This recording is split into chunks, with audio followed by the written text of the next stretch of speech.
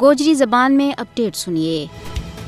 بھارتی حکومت مقبوضہ جموں کشمیر کے بچ آزادی پسند کشمیریاں نہ جعلی اور بے بنیاد الزامات کے بچ گرفتار کر کے انہوں کی زندگی نہ عذاب بنا رہی ہے۔ بھارتی فوجی کشمیری عوام نہ ڈراؤن اور دمکاؤن کے واسطے چھاپاں اور غیر قانونی گرفتاریاں نہ ہتھیار کا طور کے اوپر استعمال کر رہا ہے۔ حال ہی میں بھارتی فوجیوں نے پونچھ رجوری اور ریاسی اضلاع کے بچ جاری محاصرہ اور تلاشی کی کارروائیاں کے بچکار خواتین سمیت تقریباً 4 درجن شہریاں نہ گرفتار کر لیا ہے۔ مقبوضہ جموں کشمیر کے بچ بلا جواز گرفتاریاں نہ آزادی کی آواز نہ دباؤن کے واسطے ایک انتقامی پالیسی کا طور کے اوپر استعمال کیا جا رہی ہے۔ حریت رہنماواں کارکناں صحافیاں اور تک کے عام کشمیریاں نہ بھی جھوٹا مقدمات کے بچ پھنسایا جا رہی ہے۔ 5 اگست 2019 کے بعد بھارت کا ظالمانہ رویہ کے بچ کئی گنا بعد ہوا ہے۔ بھارتی حکومت غیر قانونی طور پر جیلوں کے بچ بند کشمیریوں کی حراست نہ اور زیادہ لمو کرن کے واسطے سخت قوانین کو استعمال جاری رکھے ہوئے ہیں۔